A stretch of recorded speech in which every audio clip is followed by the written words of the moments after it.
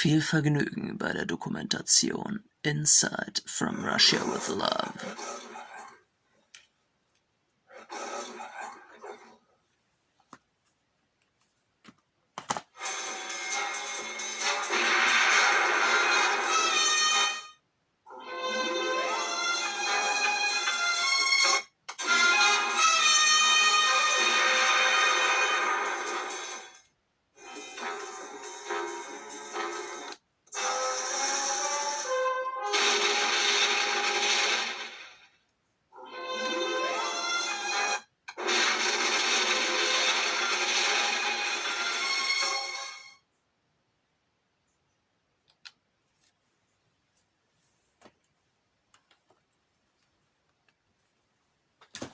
In 1956, Ian Fleming pens From Russia with Love.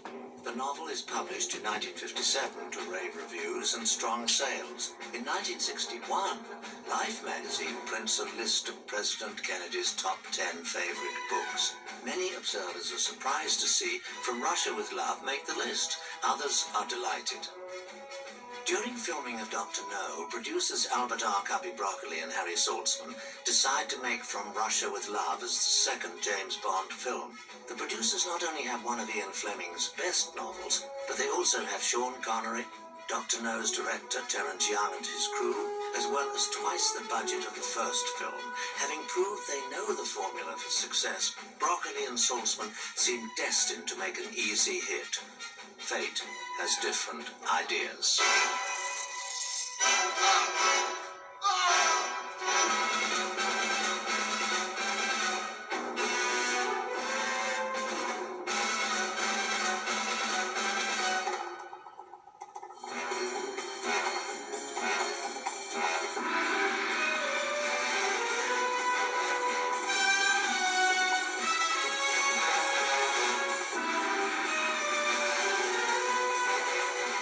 Second one was a bit nervous maybe because he wanted to make it as good as, if not better than the first. And that's not always easy. The plan is simple. Launch a series of James Bond films, releasing one a year, then in between produce other pictures. During the filming of Call Me Buana, their current non-Bond film, Cubby Broccoli and Harry Saltzman asked writer Johanna Harwood to adapt From Russia with Love into a script. Soon, Richard Maybaum is brought in to rewrite the screenplay. He taught me quite a lot about transposing from the book to a script and making it work. The filmmakers decide to sidestep any political issues by changing the villains from the Russian counter-espionage service to the private organization Spectre. According to your instructions, I planned for Spectre to steal from the Russians their new lector-decoding machine. While work on the script continues, the filmmakers turn to casting. Noted film actor and novelist Robert Shaw signs on to play Spectre killer Red Grant. My orders are to kill you and deliver the lector. For the role of Spectre number 3, the filmmakers turn to an unlikely but brilliant choice. He seems fit enough. Have him report to me in Istanbul in 24 hours. Former German cabaret star Lotte Lenya. She was the wife of Gerd Weil and very well known in the European theatrical scene and film scene of Germany. After being nominated for an Academy Award for Tennessee Williams's The Roman Spring of Mrs. Stone, Lotte Lenya signs on to play the decidedly unglamorous role of Colonel Rosa Klebb. I'm not here to ask questions. The role of Kerim Bey is cast when famed director John Ford calls Terence Young. He asks if Young has a role for Mexican actor Pedro Armendariz. Young quickly casts Armendariz as Kerim Bey, head of Station T, Turkey. It is a stellar cast, pulled together largely by director Terence Young. Terence was extremely knowledgeable about these actors and actresses. For the roles of the two gypsy fighting women, filmmakers turn to two beauty pageant winners. Alicia Gurr becomes a finalist in the 1961 Miss Universe pageant before landing a role in the London musical Ramona. We lasted 2 nights, but in the audience, first row was Mr. Harry Saltzman. Martine Beswick has her first brush with James Bond after she enters a beauty contest in Jamaica. prize was this wonderful red car, little mini minor, convertible. So I decided, that's it. I am going to get this. I will win. Martine Beswick wins the pageant, sells the car, and moves to London to try her hand at acting. The first interview I went on was to meet Terence Young for Dr. No. Beswick does not get the part, but she meets Young again later. He said, oh, you're wonderful. I really loved you in that, but darling, you didn't have enough experience, so now I want you to do this. So that's what I did from Russia with Love. With key roles cast, the only part remaining is Bond's love interest, Russian cipher clerk Tatiana Romanova. Once again, the filmmakers find a former beauty pageant queen to fill the role. Allora, ho cominciato come illustratrice a Roma. I began as a model in Rome, working for Valentino, among others, and then I took part in the Miss Universe contest in Miami. Daniela and I were roommates, and we were both the top runner-ups in the Miss Universe. First runner-up, the delegate from Italy. At the time, a movie agent asked me if I wanted to be in movies, if I wanted to give it a try, and so I did. Fino a quando I had some small parts in commercial films until Terence Young came to Rome looking for the protagonist of From Russia with Love. Bianchi, like dozens of other actresses, screen tests for the role at Pinewood Studios, performing the famous bedroom meeting between her and Bond. A familiar but unlikely face plays 007 for the audition, actor Anthony Dawson, who appeared as Professor Dent in Dr. No. Filmmakers do not come to a decision about their leading lady until production is ready to begin. Yes, I waited a couple of months. I had very long hair, and in the meantime I cut it, and Terence was very disappointed. Then I will take it off. Despite the shorter hair, Daniela Bianchi adds an air of exotic beauty to the cast. As production nears, Ken Adam, a key member of the production team, becomes unavailable. Kubrick had seen Dr. No, and he was so impressed by it that he called me if I would like to do his next picture, which was Dr. Strangelove. With Ken Adam unavailable, the filmmakers turn to his art director from Dr. No, Sid Kane. Also missing is stunt arranger Bob Simmons. He basically handed that one over to Peter Perkins because he was on another film. By March, all the elements are in place except one, the screenplay. The filmmakers find the addition of Spectre to the plot does not yet work. The studio has concerns that the story is too complex. Even as rewrites continue, the filmmakers hold a press conference at the Connaught Hotel to announce production. Filming with the principal actors begins on April Fool's Day, 1963. The scene introduces a new member to the James Bond family. Miss Moneypenny, ask the equipment officer to come in, please. It came absolutely right out of the blue. I just got a message from my agent saying I've got a part for you in the next Bond film. An ordinary black leather case with 20 rounds of ammunition here and here. The briefcase becomes the first of Bond's lethal toys from Q, and Desmond Llewellyn becomes internationally famous as the gadget master of MI6. Now, normally to open a case like that, you move the catches to the side. If you do, the cartridge will explode in your face.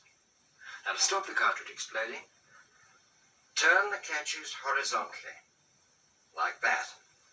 Then, open normally. Editor Peter Hunt has his own fun with the locks and the cutting room. Terence for saying, what you got cut? What, can I see anything? You know, he was anxious. Yeah, I said, we got the scene with M and Q and Bond in the office. Oh, good, let's have a look at it. Catches like that. That's right. And open ordinarily.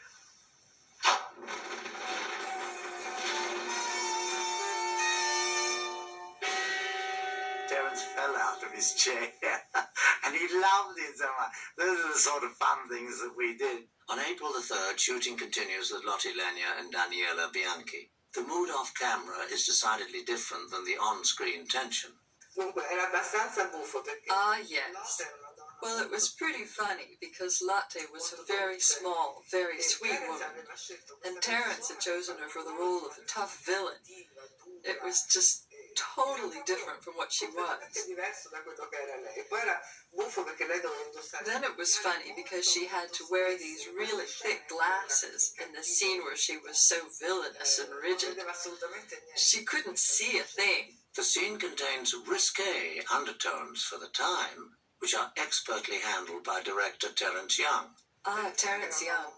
Terence Young was a very elegant man, very refined, very demanding on the set, but he always succeeded in creating a pleasant and friendly atmosphere. On Friday, April the 5th, filming moves to Stage D at Pinewood Studios, where Terence Young stages an international chess championship. One of my favourite sets, and that still is, you know. I took it as a chess motif, which hopefully gave it the right atmosphere.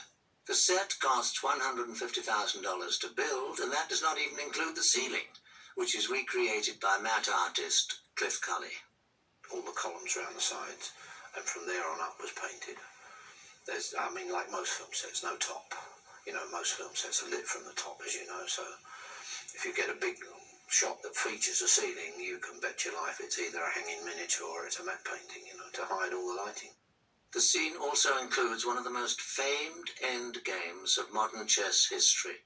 For the film, Terence Young recreates Boris Spassky's daring maneuver from the 1960 Spassky-Bronstein match.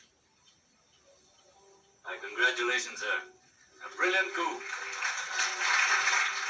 Soon director Young has his leading actors up to maneuvers all their own. The scene opens with a daring glimpse of nudity, which is only partially concealed by a gauzy curtain. Ah, yes. I wasn't naked. I wasn't the person who streaks across the room naked.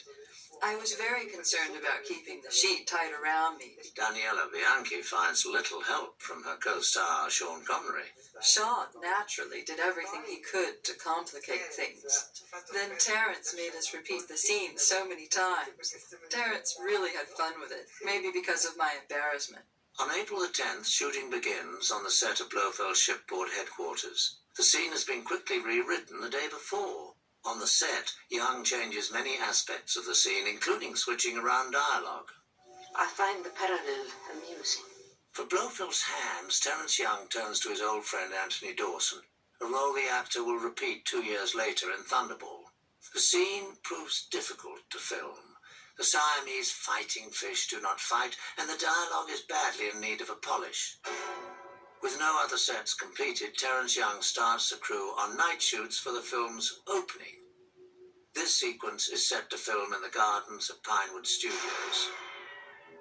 Harry Saltzman had come up with the idea of Bond being killed in the film's opening, but the shot of the mask of Bond being lifted off actor John Ketteringham looks too similar to Connery, a problem which is not discovered until the cast and crew arrive in Istanbul. Oh, that was a wonderful location. I mean, the city itself just lent everything that Bond films needed. Intrigue, romance, beautiful. Before the crew leaves, Richard Maybaum makes many last-minute adjustments to the script, including having Grant shadow Bond in Istanbul. I've been keeping tabs on you. I've been your guardian angel. On location, Terence Young makes quick adjustments, so that it is not Bond who kills the Soviet agent, but Donald Grant. Thus, at every turn, when Bond thinks he's fighting the Russians, he's really just a pawn in Spectre's game. A change that suddenly brings the script into focus. Ian Fleming joins the crew on location. Ian was there during the filming, and we were both great sightseers, so we went everywhere, into the markets and into the mosques and up and down the Bosphorus. We just had a great time. Fleming strikes up a friendship with actor Pedro Armendáriz, but for director Terence Young, the location is a little too friendly. At every location, crowds by the thousands gather to watch the filming. In Istanbul, they were obviously not used to such big, important film sets. When 3,500 onlookers gather at Sirkechi railroad station, Young finds it impossible to film, so he asks stunt coordinator Peter Perkins to create a distraction. Perkins hangs from a balcony across the street and yells for help. The crowds rush to watch him, allowing the filmmakers to get their shot. The scene at the Istanbul train station also features a cameo by Mrs. Harry Saltzman. You did say your clock was correct. Russian clocks are always correct. We wanted to create the effect of the Russian embassy being set on fire. And Harry said, yeah, don't worry, John. He said, you and your guys go up there and set smoke pots up in that top of that building. That's no problem. And I remember the police and fire department arrived. No permission, of course. It was the real fire engines, the real ambulances, the real police and the whole thing. So The filmmakers shoot in the elaborate water reservoir beneath Istanbul and at many of the city's famed mosques. Despite last-minute changes to the script, all has gone well in Istanbul until filmmakers attempt to shoot the film's climax set in the Gulf of Venice. Plagued by poor weather, sluggish boats, rough seas, and bouts of seasickness among the cast and crew, the location is scrapped. Shortly after, director Young notices a change in actor Pedro Armendáriz. At times, he becomes depressed, moody. Director Young confronts the actor, who admits that he fears he is gravely ill. The remaining locations in Istanbul are cancelled so that the crew and cast can move back to Pinewood Studios. Terence Young has his brother, who is the Queen's surgeon, examine Armendáriz. That was a very sad moment for all of us. Pedro was half through the film, and he discovered, as we all did, that he had an inoperable cancer. And he said to Cubby, I want to finish this film. I have to finish this film, Cubby. We used to have lunch every day, practically, and he was always very concerned that he would finish the film. The filmmakers decide to honour Pedro's wishes. They hired studios at Pinewood and did all of his remaining scenes in a 2-week period. The gypsy camp scene and every scene with Pedro took priority. Buyurun. We are bidden to table. And we built that set, such as it was, in about 7 days. During the first 4 days of filming on the set, 4 sequences are partially filmed, with very little but those shots of gravely ill Pedro Armendáriz completed. His wife was with him all the time. What a fantastic woman. What a loving woman. Well, Terence tried to help them a lot. The technicians did too, but then at the end, Pedro just couldn't do it anymore. In those sequences where we showed Pedro, we were literally propping him out from the back. He was most insistent that he did all the bow sinking and all the voice requirements that were necessary. Terence said to me, we're going to have to take Pedro up to London and get the tracks very quickly because the man's very sick. And I've never forgotten it because he tried so hard, in spite of being in obvious pain. He worked incredibly hard to get everything perfect. And then when we said goodbye to him, that was it. I've had a particularly fascinating life. Would you like to hear about it? Pedro Armendáriz lived life on his own terms. He completes From Russia with Love so that he can leave money for his wife and children. He returns to Mexico, then checks into the UCLA Medical Center in Los Angeles. On June the 18th, rather than waste away under the haze of pain medication, he takes out a gun he smuggled into the hospital and takes his own life. Among Pedro Armendáriz's over 70 films, he is best remembered for his performance in From Russia with Love. His legacy with James Bond continues, and 25 years later, his son appears in License to Kill. He's a rather intelligent young man, by the way. He should be. He's my son. The cast and crew are shattered by Pedro's departure. It is up to director Terence Young to pull them together. So I think Terence's contribution to the film, to the kind of salvage situation where we had to get something done. He knew what he was trying to do and succeeded fantastically well. I love Terence. I really did. He was just great. I rate Terence Young as one of the best directors I've ever worked with. And he always took charge and completely took care of us. He called everybody my children. He said, come along, children, come along. And not only did he call you my child, but he behaved as if you were his child. It was very comforting. The work on the Gypsy set is anything but comfortable and requires careful choreography. Stunt arranger Peter Perkins begins preparing the actresses long before the cameras roll. They brought us in and trained us for 3 weeks. We came to Pinewood Studio every day and rehearsed. He said, think of that fight as a ballet routine. I love to dance, so I was in great shape. I'm really glad that I listened to Peter when he said, don't take it lightly, rehearse the fight, remember every move. Then on the night, Terence insisted that we should kill each other. It wasn't as easy as either Martine or I thought. He'd sort of like go around going, go on, Marty, go on. Get her now. And then he'd go, Elisa, go on, fire it. I remember Terence Young saying, I want to see more legs flying in the air. I didn't want to hurt her, but at the same time, I was in the part. We could easily have gotten injured.